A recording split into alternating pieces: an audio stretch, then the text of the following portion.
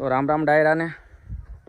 તો હવે આમાં આપણે સળા મારેલા હતા અને સૈયા તો જો ભાઈ હળી ગયા હો, પણ જોઈ લે હળી ગયા હો બધા. હવે આમાં કટર મારું કે પાટ લાકડાનો પાટ તો આપણો પડ્યો છે, બળી જાય પડ્યા છે. તો ચાલો ધીરે ધીરે મણું હાંકવા છોડી જવું, બરાબર. ચાલો તમે બિન્યા રહેજો પાછા. તો આ રીતે ફર્સ્ટ ક્લાસ થઈ જાય પાટ માર્યા પછી. હે જોઈ લે કેમ, એટલે પાટ તોય થોડોક હળવો પડે ને, કાં ઢેફલી બેફલી બધું ભાંગી જાય. બોલો થોડુંક હળવો તો પડે છે પાટ, પણ હાલ છે. જો આ રીતે કેવું ફર્સ્ટ ક્લાસ થઈ જાય. પાટ મારવી એટલે મેદાન જેવું જોઈ લો, વકલ પડી જાય. આ બાજુ જવો, આ બાજુ જવો, ને તોય પાટ આપણે થોડોક હળવો પડે છે. થોડોક વજનદાર હોય ને તો ઢેફલી હાવ ભાંગી જાય. વજનદાર આંકીએ તો બધા નથી ક્યાંય એકતા, પાછું એનું જોવું પડે ને આપણે. તો હળવો છે તો ઓહો હાલ્યા કરે છે. પછી પાછો મોટો થાંભલો હોય ને તો બધા પાછા ખેંચી એક નહીં ભાઈ. આવું હોય બધું આમાં. બધા કાંઈ ના તો નહીં પડે, નહીં ખેં હોય એમ, પણ તૂટી જાય બિચારા. ના તો પાડે જ નહીં બધા કે નહીં ખેંચવી એમ, પણ એ બિચારા તૂટી જાય. પછી વજન આપણી માથે 1 મણની કેપેસિટી હોય અને 2.5 મણ મૂક્યું હોય તો આપણે ભલામણા ઊભાય નથી થઈ શકતા. હાલવીની તો અલગ વાત છે, ઊભાય ન થઈ શકીએ. તો એમ છે અત્યારે એટલું ખેહે એટલું વાહે હાથી જોડાય. ખોટી વાત હોય તો કહો તમે. એટલે આપણે હળવો પાટ મૂક્યો સ્વેતો ઉપર ચડીને, તોય ફર્સ્ટ ક્લાસ 2-3 વાર આંકશું એટલે ઓહો થઈ જાય. તો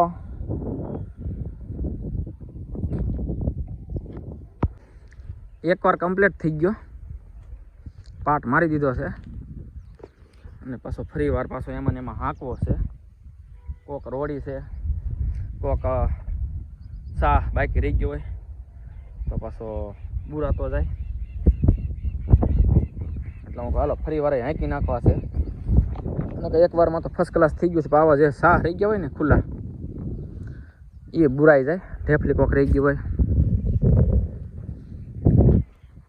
તો ચાલો બીજો રાઉન્ડ મણું હાંકવા હાથીનો. એટલે પાણી પી લો. ચાલો સા તો પી લીધી છે પાણી પીવા.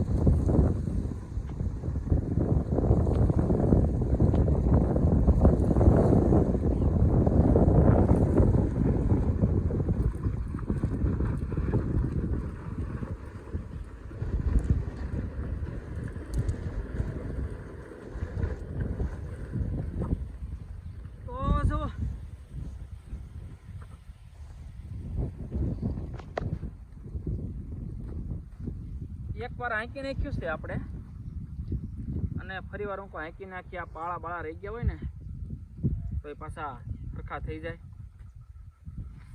એટલે બીજી વારમાં તો સરખું થઈ જાય. પહેલી વારમાં થોડુંક થયું છે હો. સાલે સાલું છે ને, બીજી વાર હાંકી નાખવું એટલે ઉપાધિ ન રહે. પછી આમાં કળિયું કાઢવું જોઈએ કે નહીં, કે કટર મારવી જોઈએ.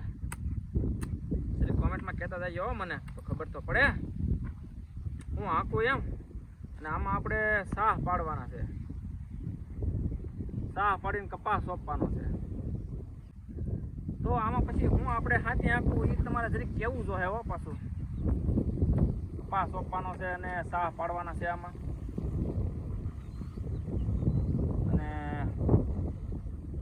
વરસાદ જેવું તો ઓછું લાગે છે. આમ જો કોક વાદળા દેખાય. તમારે એના કેવું છે એમ વાતાવરણ? આ બીજો 8 મહિનો આવી ગયો હો. એક તો વયો ગયો તોય નવરાય ન થાય હોય તો પાકું નવરાય મળે જ નહીં.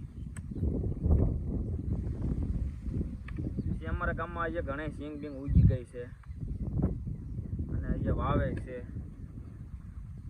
આપણે ધીરે થોડુંક બકાલું કર્યું છે, આપણે હાંસવશું કહું એવો પ્લાન. બરોબર ને? તમારું મન શું કહે છે? તો ચાલો ભૂલ્યા વગર કોમેન્ટ કરતા જજો અને પ્યારું એવું તમારું નામ કોમેન્ટમાં લખતા જજો અને ફોલો અને સબસ્ક્રાઈબ કરતા જજો. હો વાલા,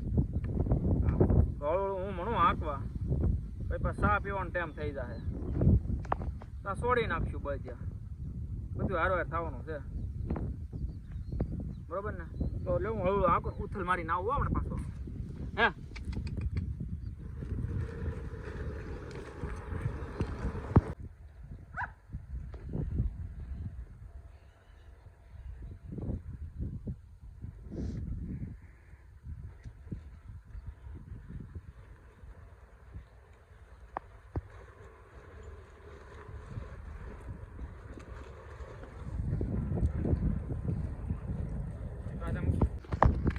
તો જો આપણે પા ટાંકીને વી આવ્યા વાડીમાં.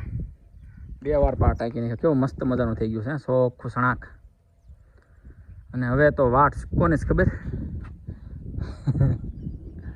વાદળા વરસે ને એની વાટ છે હવે. વરસાદ વરસે એની વાટ છે હવે. વરસાદ વરસે તો હવે કંઈક ચાલુ થઈ જાય કામકાજ એમનો. કિલો તરી કરે, કોર પંખીડા કરે છે કિલો લઈને જેમ. તો જો આ રીતનું વાતાવરણ. આ થોડોક સાંટા હતા, વરસાદ થોડોક હરુડ્યો આ બાજુ અને તળાજા બાજુ થોડાક સાંટા ખરી ગયા છે. અલંગ મણારમાં થોડોક ખારો પડી ગયો એમ વાત કરે. હો તમારી બાજુ કેવું છે પાછા કોમેન્ટમાં જરીક ફટાફટ કહેજો. તો પા ટાંક્યો ને એમાં પાછું વાવવાનું ચાલુ કરી દઉં. 2 દિવસ વાતાવરણ થાય છે થોડું થોડું, એટલે આપણે આશા રહે કે નહીં આવશે આમ. બરોબર? જો આ રીતનું ઉગવણી સાઈડ છે, આવા વાદળા થઈ ગયા છે ફરતું. તો હવે આપણને એમ થાય કે આવશે